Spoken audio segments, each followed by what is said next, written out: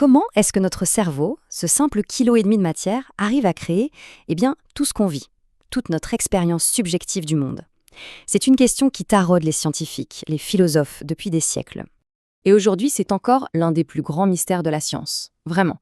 Comment est-ce que des processus purement physiques, des neurones qui s'allument, peuvent donner naissance à la sensation de voir la couleur rouge, par exemple, ou la joie qu'on ressent en écoutant une musique, ou tout simplement le fait de savoir qu'on existe? C'est ça la grande énigme. Bon, pour s'attaquer à ce mystère, il faut d'abord faire une distinction super importante. On a d'un côté ce qu'on appelle la conscience phénoménale. C'est simple, c'est l'effet que ça fait. L'effet que ça fait de voir du bleu, de ressentir de la joie, c'est l'expérience brute, purement subjective. Et de l'autre côté, on a la conscience d'accès. Ça, c'est l'information qu'on peut utiliser, celle dont on se sert pour raisonner, pour en parler, pour agir. C'est crucial de bien saisir cette différence parce que c'est la clé pour comprendre tout ce qui va suivre. Alors voilà, le monde de la recherche sur la conscience, c'est un peu un immense chantier. Imaginez un bâtiment en construction. Il y a plein de théories scientifiques, et elles donnent l'impression d'être en compétition féroce. Un peu comme si plusieurs équipes d'architectes se battaient pour imposer leur vision du projet. Et au cœur de tout ça, il y a ce que les philosophes appellent le problème difficile. La question c'est pourquoi toute cette mécanique cérébrale, si complexe soit-elle, produit une sensation? Pourquoi est-ce que ça fait quelque chose d'être nous? Après tout, on pourrait très bien être des robots biologiques ultra perfectionnés qui traitent l'info sans absolument rien ressentir, un peu comme un ordinateur. C'est ça la question fondamentale à laquelle toutes ces équipes d'architectes essayent de répondre, chacune en étudiant le même bâtiment, notre cerveau, mais avec ses propres plans, ses propres outils. Allez, c'est parti pour la visite de ce bâtiment. On va commencer tout en haut par le centre de commandement, si on veut. On va regarder les théories qui voient les choses à grande échelle, au niveau du cerveau tout entier. Alors, la première, c'est la théorie de l'espace de travail neuronal global, qu'on appelle aussi GNWT. L'idée est assez facile à saisir, en fait. Pensez à une sorte de scène de théâtre centrale dans le cerveau. La conscience, ce serait l'information qui est sélectionnée pour être mise sous les projecteurs, diffusée à tout le reste du cerveau. Comme ça, plein de régions différentes peuvent y accéder et l'utiliser. On voit bien que cette théorie, elle s'intéresse surtout à la conscience d'accès. Qu'est-ce qui devient utilisable pour nous ?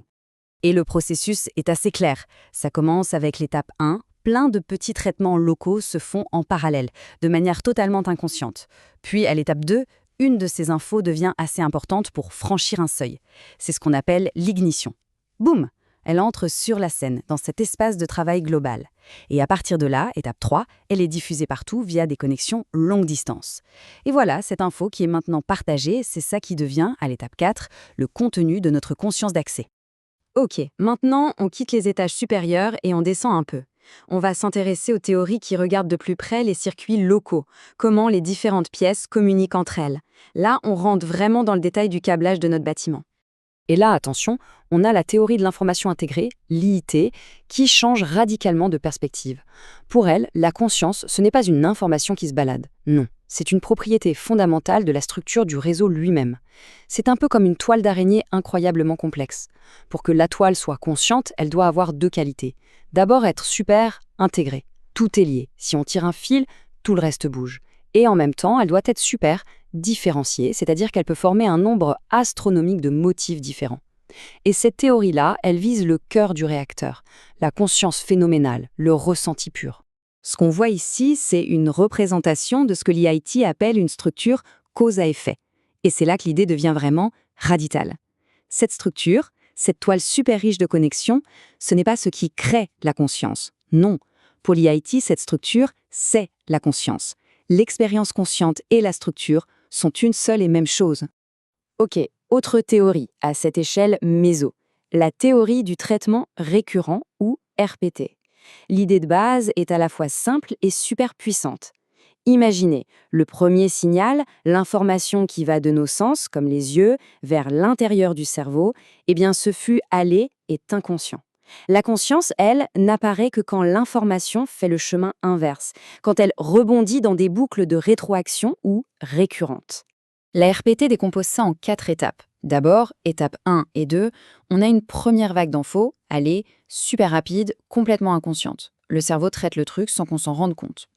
Ensuite, étape 3, ça y est, des boucles de rétroaction locale s'enclenchent. Et c'est là, à ce moment précis, qu'émerge la conscience phénoménale, l'expérience brute. Et enfin, étape 4, si on y prête attention, des boucles plus larges, plus globales se mettent en place, et là, l'info devient disponible pour qu'on puisse en parler, c'est la conscience d'accès. Allez, on change encore de point de vue avec la théorie du traitement prédictif. Et là, accrochez-vous bien parce que l'idée est assez dingue. Notre cerveau ne perçoit pas passivement le monde. Non, il passe son temps à le prédire. C'est une véritable machine à faire des hypothèses qui construit en permanence son propre modèle de la réalité. Et ce qu'on appelle la perception, ce qu'on croit voir, entendre, sentir, eh bien ce n'est pas le monde lui-même, mais juste la meilleure prédiction que notre cerveau a réussi à construire. Et ça fonctionne un peu comme ça. On voit sur cette image des petits groupes de neurones, ce qu'on appelle des assemblages. Chacun, c'est comme une brique de base, une petite pièce de Lego qui représente un concept simple. Et c'est en combinant des millions et des millions de ces briques que le cerveau construit son immense modèle du monde, cette fresque consciente qui est notre réalité. Alors, ce qui est frappant, c'est que même si ces trois théories, EIT, RPT et traitement prédictif, ont l'air très différentes, elles pointent toutes dans la même direction. Qu'on parle d'intégration, de traitement récurrent ou de prédiction, le mécanisme de base, c'est toujours le même, les boucles de rétroaction. Ce dialogue permanent, ce va-et-vient de l'information dans les circuits cérébraux, ça semble vraiment être la signature de l'expérience consciente à cette échelle. Bon, on a vu les étages, maintenant on descend à la cave, aux fondations même du bâtiment. On va faire un zoom maximal jusqu'au niveau de la cellule pour voir une théorie qui s'intéresse au mécanisme le plus fondamental de la conscience. C'est la théorie de l'intégration dendritique, ou DIT, et son hypothèse est super intrigante. Et si l'interrupteur de la conscience, le bouton on-off, ne se trouvait pas dans les grands réseaux, mais à l'intérieur même d'un seul type de neurones, plus précisément au niveau de leurs dendrites. Ces dendrites fonctionneraient comme une sorte de porte, un point de contact pour lier l'information qui vient d'en haut, le contexte, avec l'information qui vient d'en bas, nos sens. Et attention, ce n'est pas juste une idée comme ça en l'air. Ça repose sur des observations bien réelles. On sait que quand on est conscient, les deux compartiments de ces neurones sont bien connectés. Si on bloque cette connexion chez un animal, hop, plus de perception consciente. Et le plus incroyable, c'est que l'anesthésie générale semble agir précisément là-dessus. Elle découple ces deux compartiments. Cette toute petite porte au niveau de la cellule serait donc la clé de voûte, ce qui permet à tout l'édifice de s'allumer. Voilà, on a visité le bâtiment de la cave au grenier. Maintenant, le grand moment. On va essayer d'assembler toutes les pièces du puzzle. On va voir comment toutes ces perspectives qui semblaient si différentes peuvent en fait s'emboîter pour former une image cohérente. Donc on en revient à notre question du début. Toutes ces théories, toutes ces équipes d'architectes avec leurs plans qui n'ont rien à voir, est-ce qu'elles sont vraiment en guerre? Et si la réponse était de changer complètement notre façon de voir les choses? Et si elles n'étaient pas contradictoires? Et si elles n'étaient pas en compétition, mais parfaitement complémentaires? Si en fait, elles décrivaient chacune un niveau différent du même système, du même phénomène?